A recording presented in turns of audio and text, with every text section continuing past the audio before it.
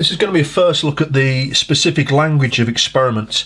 And the exam boards are quite keen on this kind of stuff. They like to ask questions where they maybe give you some results and they ask you to interpret it, like an experiment. And it's all those awkward questions like, how do you ensure your results are valid? What's the point of doing repeats?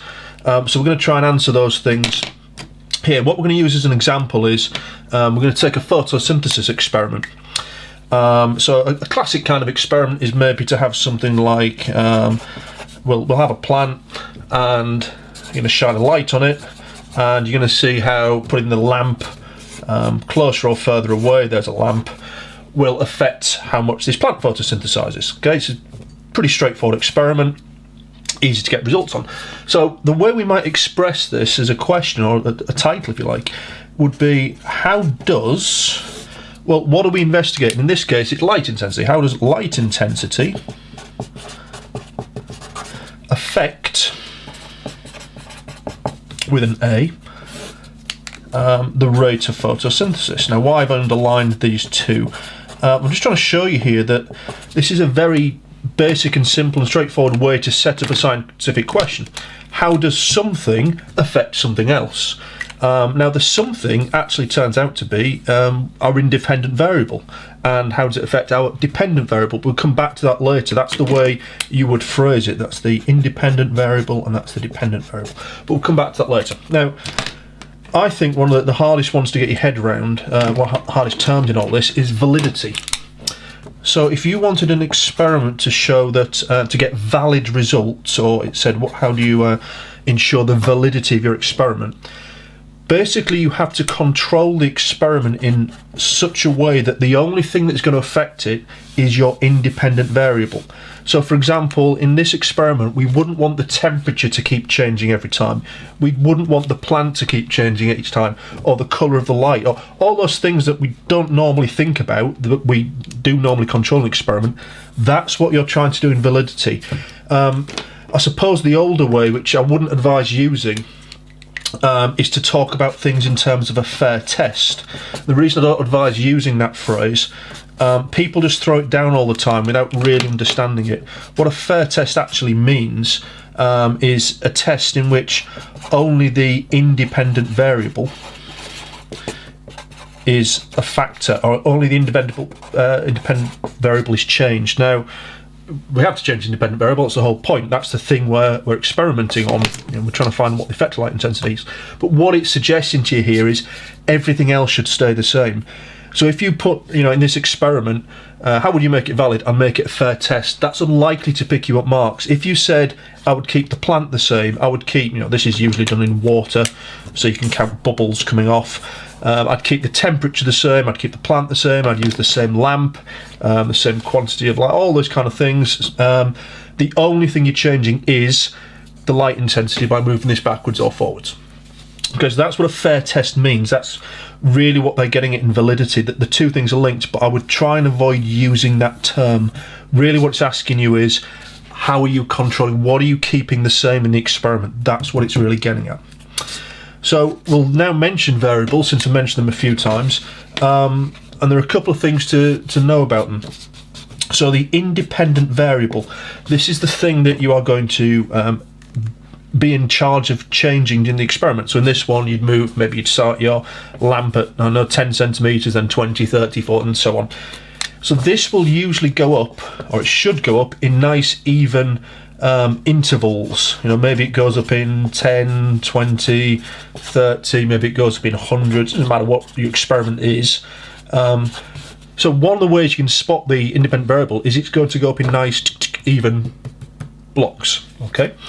The other way to work out the independent variable, if you're given a table of results, the independent variable is usually in the first column. Sometimes they're awkward and they give you a table, that kind of way around with the results going across. The independent variable should be that one. So if you've got a table of results, usually the independent variable is in the first column. Okay. The other way you can recognise it is on a graph. Independent variable should go on the bottom. Okay, so all those times people go, which thing goes on the bottom?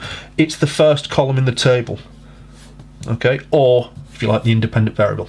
Okay, so that's the thing you are going to change. The dependent variable is the thing that you would measure, and that one on the graph, it would be on the y-axis. Usually it's not going to go up in even numbers. Depends on the pattern. It might do, but it might not. So often these are the ones that aren't going up in even I don't mean even as in, you know, divisible by 2. I mean even intervals. So often this would go up in different values, especially if you had, you know, a graph with a kind of curve on it like that. These wouldn't be going up in even intervals. So that's your dependent variable. It's usually the second, you know, possibly third, fourth, fifth column. We can have lots of these, and on a graph it's on the side. We also have control variables. Jump over here. A control variable is something that's kept the same. Everything else is basically a control variable. So in our experiment on here, things like keeping the plant the same, volumes of water, temperature, you know, all this stuff, and that's where you make the point about it being a fair test. We can also break down, and they mention 2 other types of variables, which are kind of a bit confusing, I think, but I'll put them in anyway. What's called a continuous one. This will be something where you've got a scale that just goes up in numbers. So, you know, height, you can have whatever height in centimetres, it just goes up. You can have sort of any height on the scale or anywhere in between. So that's a continuous scale. Mass is a continuous scale. Time is a continuous scale. Most things you'll come across are actually going to be continuous scales. Now, what is sometimes called discontinuous scales, and it depends on what you use, but is also known as categoric variables. So discontinuous variable or a categoric variable, the same thing, is on a graph where you have separate categories. You know, blood groups, your A, B, O, or AB. You are one thing or another. These are the ones that would have a bar chart. Okay, that's a bar chart. A bar chart, the bars on it are actually separate. I should have done it like that, really. The one where they're all touching, let's use a different colour so we don't overly confuse ourselves. You know, so if you get something like this where the bar charts are all touching, that's actually called a histogram. And that would be used where your categories are kind of continuous. Imagine if you took the heights of everyone in school, but then you put them into groups. So, you know, 150 to 160 centimetres, 161 to 170, 171.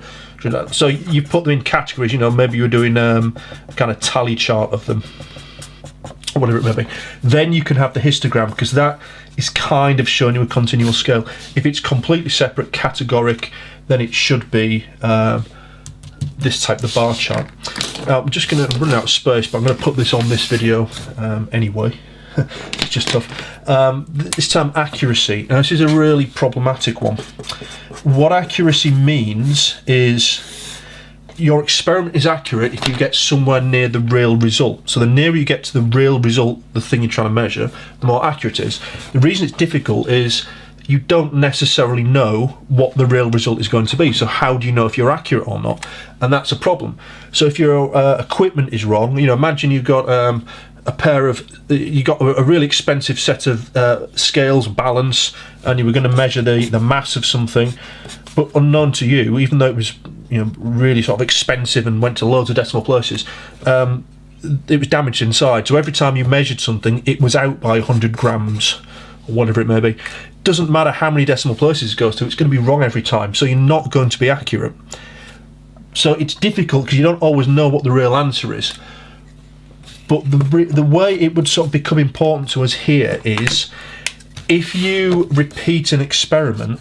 So if you repeat a measurement of some data, the more times you repeat it, the more accurate your data tends to get. You know, if I took one measurement and it was, I don't know, 9, that's not the same as you know, maybe I took a 10, another one I got 10, and then an 8, and then 7, and then 11.